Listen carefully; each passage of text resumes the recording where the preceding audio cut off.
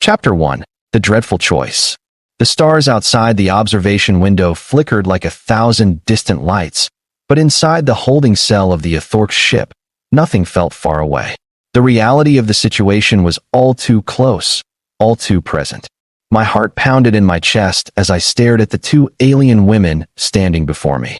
They were unlike any beings I had ever seen, their skin shimmering in shades of blue and green, their eyes glowing like twin suns in the depths of space. Their beauty was otherworldly, their forms delicate and yet powerful, with graceful movements that betrayed their hidden strength. But beauty alone couldn't mask the danger in their gaze, the unmistakable aura of power they carried with them. I had never intended to be part of this twisted fate. I was an ordinary human, caught in the midst of an intergalactic political struggle far beyond my comprehension. It all began when my ship, the Starling, veered too close to a mysterious anomaly, a rift in space-time that opened up a direct path to the heart of the Athork's empire. The inhabitants of this strange alien race were known for their advanced technology and ruthless, unforgiving nature. And now, I was their prisoner, a pawn in their game, with no clear understanding of the stakes. As I sat shackled to the cold metal chair, the two women in front of me stood like statues, both of them radiating an unspoken tension. Their species, the Athorks, were known for their stringent customs, especially when it came to reproduction and sacrifice. It was a matter of survival for them, one that ensured their species could propagate across the galaxy. And now, it seemed I was about to become an unwilling participant in that process. Choose. The taller of the two women, Vera, spoke, her voice calm but heavy with authority. Her long, iridescent hair flowed like liquid silver behind her, a stark contrast to the cold, sterile environment of the ship. You must choose between us. One will live, and one will die. The words hit me like a slap across the face. I couldn't comprehend what she was saying at first. What do you mean? I stammered, my mind racing to catch up with the situation. Vera's eyes glowed brighter, the intensity of her gaze locking onto mine. You are the human male selected for this task. You will breed with one of us to ensure the continuation of our species. The other will be sacrificed, her life given for the good of our people. Your choice will determine who survives and who perishes. I felt the blood drain from my face. The room spun, and for a moment, I wasn't sure if I was going to pass out. This couldn't be real. It didn't make sense. How could they possibly expect me to choose between them? Both were beautiful beyond belief, and I had no desire to harm either of them. The choice was impossible, a nightmare I could never have imagined. The other woman, Lyra, spoke next. Her voice was softer than Vera's, but it carried an undercurrent of sadness, as though she already knew the weight of what was being asked of me. You don't understand. Our species is dying, and this ritual is our only chance. If we do not succeed in reproducing, our entire race will cease to exist. We are bound by this necessity, just as you are bound by your nature to choose. I looked back and forth between them, my mind reeling with confusion. I had no idea what to do. Was this a test? Was there a way out of this? The ship was vast, and I had no doubt the Athorks had advanced technology that could easily keep me from escaping. But even if I had a way to run, what was the point? If I didn't choose, one of them would die, and I would be responsible. The implications of this decision felt like a heavy stone pressing on my chest. No matter what I did, someone would die. Someone would suffer. It wasn't fair. But then again, when had life in the universe ever been fair? What if I don't choose? I asked, my voice barely more than a whisper. What happens then? Vera stepped closer, her presence overwhelming, and for a moment, I felt small, insignificant under the weight of her gaze. There is no don't choose, she said firmly. If you refuse, both will die. The choice is yours. One will live. One will die. Choose wisely, human. My mind scrambled for a solution, a way to escape, a way to make this nightmare stop. But the more I thought, the more I realized there was no escape. I was trapped, caught in the web of this ancient, cruel tradition. And somehow, I had become a part of it. As the weight of the decision bore down on me, I found myself focusing on the two women standing before me. I could see the fear in Lyra's eyes, the sorrow that echoed in her voice. She was resigned to the fact that one of them had to die, but there was something in her gaze that pleaded for me to understand. She didn't want this. No one did. Vera, on the other hand, was resolute, unwavering. She had accepted the inevitable. This was the law of her people, the way of life she had been born into. She didn't seem to question it. She only wanted the continuation of her species. But something about her cold determination made my skin crawl. And there I was caught between two lives, both beautiful and precious, yet inextricably linked to the cruel reality of their existence. I had to make a choice that would seal one of their fates. I closed my eyes, trying to block out the noise, the pleading, the weight of responsibility that hung around me like a noose. But deep down, I knew there was no way to escape. The universe had never been kind to me, and now, it seemed, it was testing me in ways I couldn't possibly understand. No matter what I chose, I would live with the consequences forever. The silence in the room was oppressive, thick enough to choke me. I couldn't process the words they had just spoken, couldn't fully wrap my mind around what they were asking.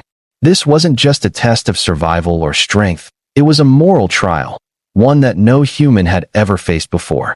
The choice before me was simple in its brutality. One would live, the other would die. And I, just a human mechanic, someone who had no business in intergalactic politics or ancient alien rituals, was the one who had to decide. I felt the air growing heavier, the pulse of the ship's systems vibrating in my bones. The two women before me, Vera and Lyra, were waiting, their eyes locked onto mine, searching for some sign of which way I would lean. They were both standing close, their bodies radiating an otherworldly presence, yet the tension between us was palpable, like an invisible force that drew me toward the precipice of this unimaginable choice. The soft hum of the ship's engines, the low thrum beneath my feet, was the only sound in the otherwise silent room. Their strange, unblinking eyes studied me, not with hatred or malice, but with an expectation that gnawed at me.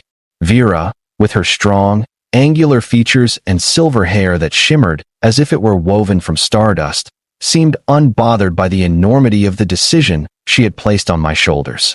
Her beauty was intimidating, her strength undeniable, but there was something else beneath the surface, a coldness, a clarity that suggested she had made peace with this long ago.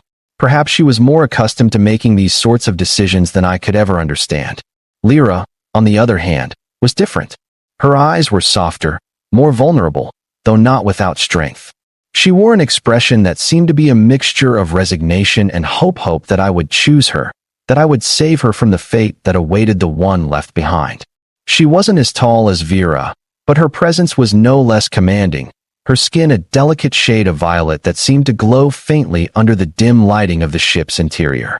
Her body was delicate, graceful, but there was a subtle fierceness in her gaze that suggested she, too, was not entirely at the mercy of this cruel law. But it was the law that mattered now, the law of their species, ancient and unquestionable. In the Ethorcs Empire, reproduction was a matter of survival and imperative ritual, a cold, calculated necessity that ensured their race continued. The problem, however, was that their biology could only sustain a limited number of their kind at a time, and once that threshold was crossed, it became a matter of choosing the strongest, the most resilient, to ensure the survival of the species. And in this case, I was the key. My human genetic makeup, they had explained, held the potential to combine with their own in ways that could spark a new wave of Ethorcs progeny. Yet, in their customs, one woman would be chosen to breed with me, and the other would face death. A sacrifice for the greater good. My mind spun. The decision was so clear, yet impossibly complex. I could sense the desperation in Lyra's eyes, the quiet plea for me to choose her, for me to give her a chance to live. And then there was Vera, standing motionless, waiting with a calm certainty that made me question whether she had accepted her fate from the very beginning, knowing all along that this was what her culture required. The logic of their species, the cold practicality of it, left no room for empathy or compassion.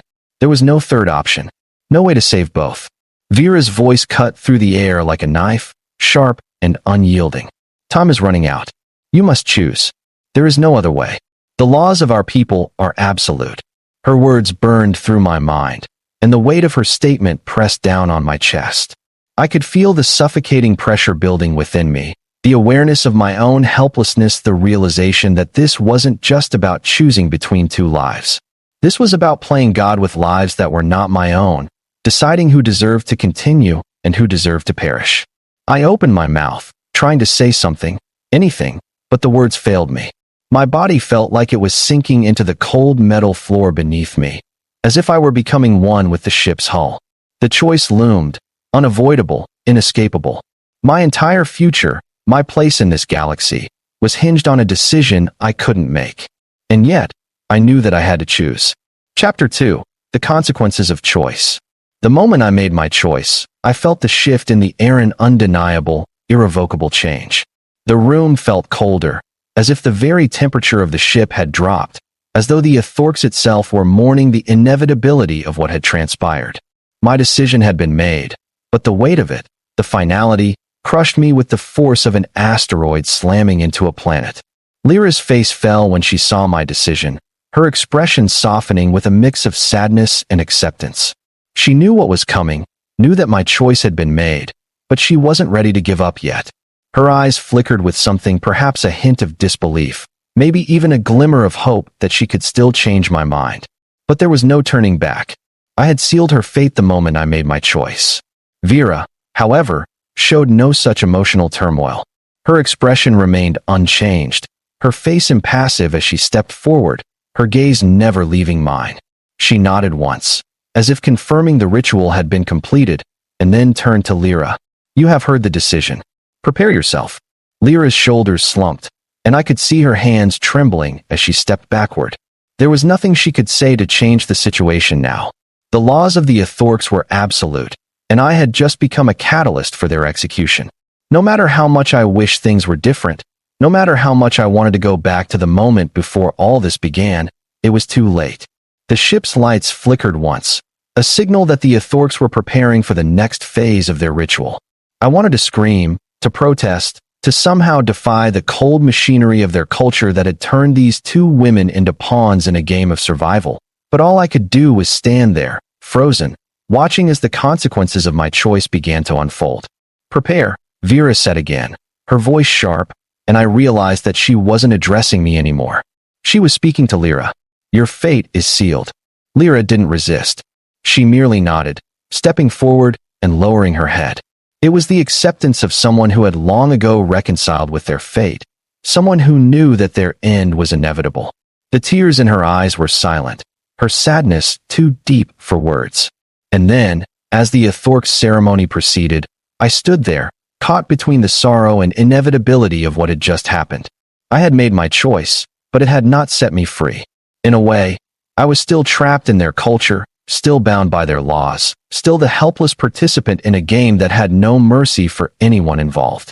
The enormity of the consequences of my actions hadn't even begun to settle into my mind. As the ceremony began, I was led to another chamber, a different part of the ship where the reality of the situation would sink in even deeper. Vera's gaze never left me as I passed her. Her eyes, though calm, held a warning, something I couldn't quite understand but knew instinctively. I had chosen, but I had also opened a door to something far bigger, something far more dangerous. I glanced back at Lyra, but it was too late. The choice had been made, and in the cruelest of ways, I knew that my place in this alien world was forever changed. The cold, sterile metal walls of the chamber seemed to close in on me, suffocating the breath from my chest. The air around me was thick with the weight of what I had done. I had chosen. One would live, the other would die. And yet, despite the clarity of that moment, nothing felt final. It felt like I was drowning in the consequences of my decision, a victim of my own indecision, and the reality of the ritual that had unfolded before me was too much to comprehend. I couldn't shake the image of Lyra's face. Her eyes, wide with sorrow, her body trembling slightly as she had stepped back into the shadows. Her acceptance was not one born of strength, but one shaped by despair. She had given herself to the ritual, surrendering to fate because there was no other choice for her, no other way to survive. And yet, I couldn't rid myself of the nagging guilt that I had condemned her to this fate. It felt like a betrayal of something pure, something innocent, something that never should have been part of this terrible game. Vera, on the other hand, remained unshaken. Her calm was unsettling. Her ability to compartmentalize the pain of this ritual seemed mechanical, almost inhuman. But I knew she was bound to the same fate, locked into the same cold logic that had driven her to this point. She didn't want to kill Lyra. She had no more desire for that than I did. But her culture, her people, had created a system where this was not just a choice, it was an absolute. Her race would die without it. The Athorks had never cared for compassion. They had never sought to understand what it felt like to be torn between the lives of two beings. To them, survival and the future of their species were paramount, regardless of the cost. And now, I had become a part of that sacrifice. The door to the chamber slid open, and Vera motioned for me to follow her. The steely, emotionless expression on her face remained unchanged, but her eyes, those eyes that once seemed to hold an unreadable depth, had a certain coldness now. I wasn't sure if I was being led to some place of finality, or to a future I hadn't yet begun to comprehend. I hesitated for a moment, lingering in the doorway. "Where is she?" I asked, my voice barely above a whisper, despite the firm resolve that had to be present in my tone. Vera glanced back at me, her expression impassive. "Lyra is being prepared," she said coldly, as is tradition. "There is no need to concern yourself further." I felt a chill sweep over me. Her words were final, punctuated by the sterile efficiency with which she spoke. It was as though Lyra was already gone in her mind, already made a part of the cold, inevitable process. The entire thing felt like a distant dream, one where I had no control, no power. Reluctantly, I followed her down the narrow corridor, my legs heavy, my heart aching. I didn't know where we were headed, but every step felt like a march toward my own undoing. I had made the choice, but now, I didn't know if I could live with it. The chamber we entered was dark, save for the soft, flickering lights of alien technology that bathed the room in an eerie, unnatural glow. There was a large pedestal in the center, a piece of technology that looked as though it had been designed for this one singular purpose, placed to perform the final stages of the ritual. The cold, metallic surface of the pedestal gleamed as it reflected the dim light from the room. There were wires, conduits, strange devices I couldn't comprehend, all attached to the pedestal, ready for what was to come. Vera motioned to the pedestal with a small, almost imperceptible gesture. "This is where it will be done," she explained. "The choice has been made, and now the ritual must be completed. This is the final step." I swallowed hard, feeling the weight of her words settle in my chest. I had chosen Lyra's life would be taken, and I had condemned her to whatever fate awaited her at the hands of the Athorks law. And now, I would watch as the ritual was carried out, a ritual that had cost more than I could ever repay. I wanted to turn away, to run, to do anything but witness the horrible completion of the choice I had made, but I couldn't. Something in me was tethered to the scene, forced to see this through. Perhaps it was because I had already set it in motion. Or perhaps it was because the weight of my guilt demanded that I face the consequences, no matter how unbearable they were. Vera turned to me, her eyes colder than ever. "You are a part of this, human. You cannot escape it." Her words echoed in my mind as I watched her move to the pedestal, preparing it for the ritual. The low hum of the machines filled the air as she worked, calibrating the equipment, aligning the systems that would carry out the final act.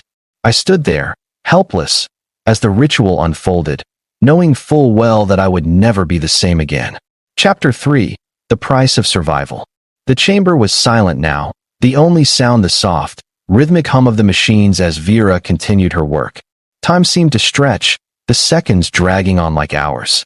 My thoughts were a whirlwind, chaotic and fragmented, unable to focus on anything but the task that had been set before me. I stood frozen in place, not daring to move or speak, as Vera prepared the ritual. There was no turning back. I had made my decision, and in the world of the Athorks, decisions like mine were not just choices, they were binding contracts that could never be undone. The weight of what I had done pressed down on me like a suffocating blanket, and I could feel the tears rising in my throat, but I couldn't allow them to fall. I was no longer a mechanic, no longer just a simple human caught in the wrong place at the wrong time. I was now part of something far larger, far darker than I could have ever imagined. This ritual, this ancient custom of the Athorks, had changed me, irrevocably. It had taken something pure, my choice, my conscience, and twisted it into something alien, something that had no place in the universe I had once known. Lyra was brought in then, her eyes downcast, her face pale, but still radiating a kind of quiet strength. She had known this was coming, and yet there was no defiance in her stance. No resistance. She had accepted her fate long before I had entered this terrible world, long before I had been brought here by the Athorks. She stopped at the pedestal, her body trembling slightly, but her hands were steady as she laid herself down. The machines around her hummed in response, their alien technology already beginning its work. I wanted to speak to tell her I was sorry, to beg for forgiveness, but the words stuck in my throat. She had made peace with it, and somehow, I had to too. The ritual began, and I watched helplessly as the devices surrounding Lyra activated, their strange lights flashing. The energy surged through the chamber, and the air grew thick with the strange, almost suffocating atmosphere of the process. Lyra's breath came in short, sharp gasps, but there was no struggle. There was no scream. Just silence. I stood there, transfixed, as the process unfolded before me. Vera moved around the pedestal with practiced precision, her movements smooth and deliberate. She was doing this without hesitation, as though this was just another step in the ancient custom of her people. This was their law, their survival, and they had no room for doubt or mercy. It was all part of the cycle, the inevitable progression of their species. And I was just the catalyst, the tool used to ensure the survival of the Athorks. When the ritual was over, Lyra lay motionless on the pedestal, her body still, her eyes closed, as though she had peacefully accepted the fate that had been dealt to her. But I could see the lifelessness in her face, the way her once luminous eyes had dulled. The light had gone out of her. Vera stepped back, her expression unreadable. The ritual was complete, and she had performed her duty. My choice had led to this moment, and now there was no escaping it. I had lived with the consequences of my decision for what felt like an eternity, but it was far from over. The price of survival was far more than I could bear, and as I stood there, facing the reality of what I had done, I realized that nothing would ever be the same. The Athorks would survive, but at what cost? The room was deathly silent, save for the faint hum of the Athorks' machinery, its complex systems winding down from the ritual. I stood motionless, unable to comprehend the enormity of the situation. The weight of what had just transpired crashed down on me like a tidal wave, dragging me under. Lyra, the woman I had made the impossible choice about, was now lifeless on the pedestal, her body devoid of the spark of life that had once made her seem so real, so human. The solemnity of her passing was not something I could easily accept, but there it was, a stark, harsh reality that I had participated in. I felt the blood drain from my face, my limbs going numb. Vera remained unmoved, standing with a quiet, calculating presence, as if this entire scene was just another step in an endless, unavoidable cycle. Her gaze never left me, her eyes cold, unreadable. I had to wonder if she had any true emotion in her at all, whether the Athorks were capable of feeling what I felt in this moment, or if they were bound solely by the chains of their own rigid traditions. The ritual was complete, and Lyra's life had been exchanged for survival. I had chosen, and one of them had died. The reality of that decision weighed on me more heavily with each passing second. I couldn't go back. I couldn't undo it. And yet, there was no catharsis in the completion of this ritual. No feeling of relief or resolution. Only an empty void, filled with a deep, gnawing regret that seemed to seep into the very core of my being.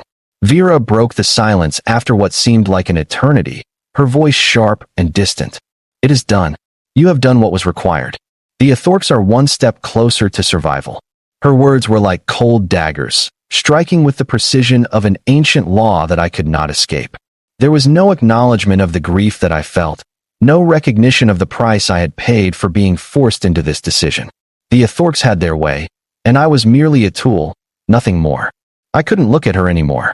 My gaze shifted back to Lyra's lifeless body, her face serene, almost peaceful, as if death had claimed her gently. She hadn't fought. She hadn't begged.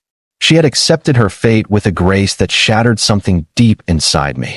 She had believed in the ritual, in the survival of her people, and in the inescapable nature of their customs. But I hadn't. I had never believed that a life could be weighed so simply, that one person's existence could be worth so little in the grand scheme of survival. I felt my throat tighten, my breath hitching. The guilt began to choke me, strangling the air from my lungs. I couldn't undo what had been done, and yet I wanted to. I wanted to take back the moment when I had made the choice to choose differently. But the truth was clear. I had sealed her fate. The Athorks had won, and Lyra had paid the ultimate price for their race to survive. Vera's gaze softened for a fleeting moment, though only for a second. It was almost imperceptible, but in that instant, I saw something else in her, something deeper than the cold, detached exterior she had been projecting. But before I could process it, she spoke again. "We will prepare for the next phase," she said quietly, almost to herself, as she began to move toward the control panel. "The ritual's purpose has been fulfilled. You, human, will be returned to your ship once we are done here. Your role in this has ended." I didn't respond. What was there to say? What could I say that would change anything? I had chosen, and now, all I could do was endure the consequences. I had no power here. I was nothing more than an outsider in their world, caught up in a tradition that had no room for compassion, no space for mercy. I turned to leave the room, my legs weak, my head pounding, but I couldn't escape the overwhelming sense of loss that clung to me. The Athorks had what they wanted. They would go on, and I would be left with this decision hanging over me forever. Chapter 4. The Weight of Survival. The door to the chamber slid shut behind me, the mechanical hum of the ship's systems a constant reminder of the hollow emptiness inside. I walked down the long, sterile corridor, the weight of my choice pressing against me with each step. The ship felt even colder now, as though the walls themselves were reflecting the emotional void I felt inside. I had been part of something I couldn't fully understand, and now there was no going back. The ritual was done. One woman lived, and one had died, and I was left to face the aftermath.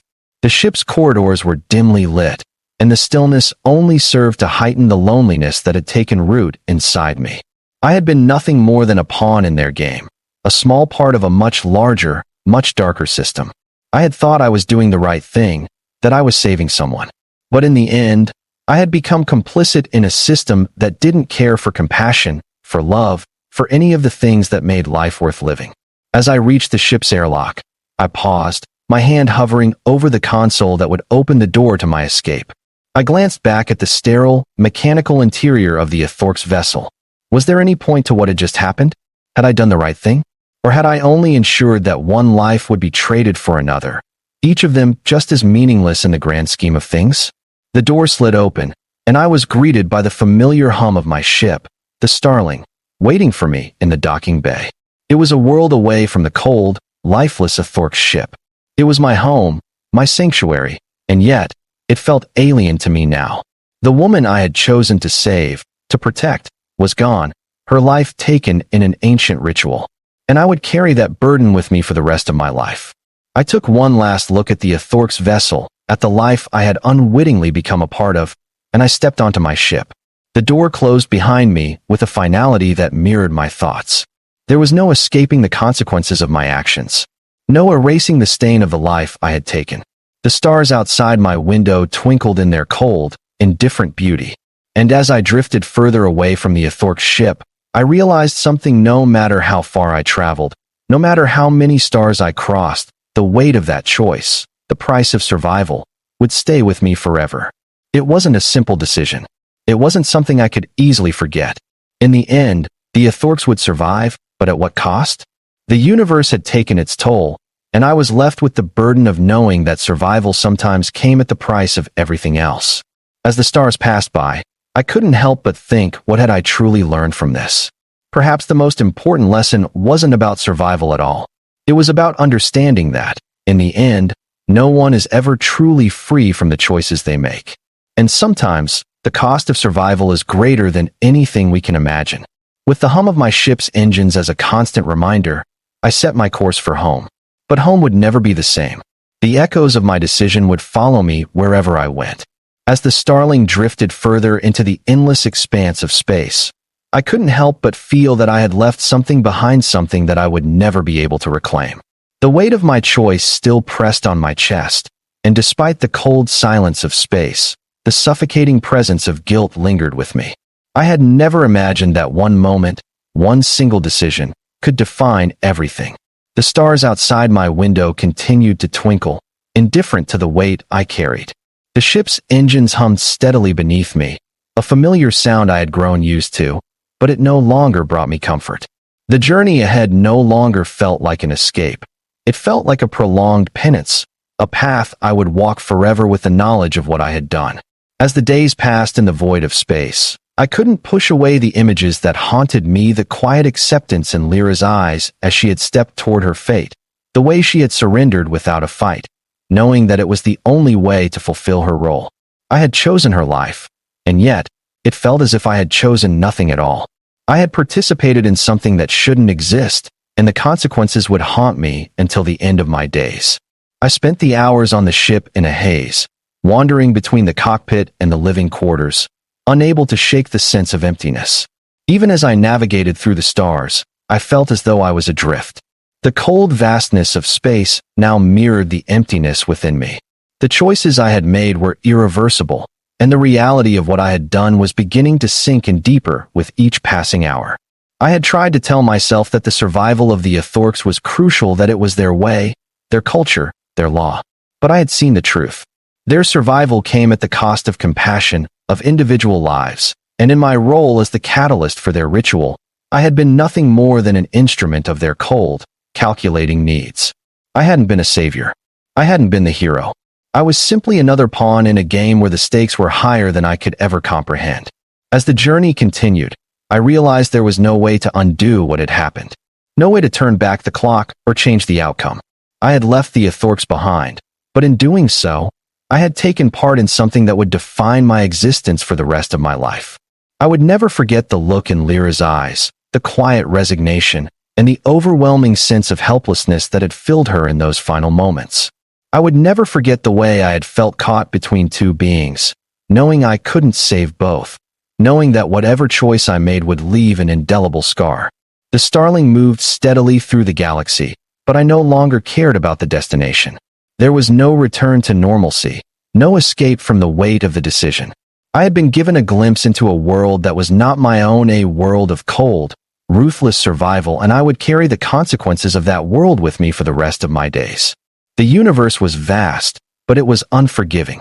As I looked out at the stars, I realized that the greatest lesson I had learned was not about survival, or about the Athorks' law, or even about making difficult choices. It was the realization that sometimes the cost of life itself could be far more than anyone could bear. I had chosen, and the price of that choice was far greater than I could have ever imagined. And with that realization, I knew there was no going back.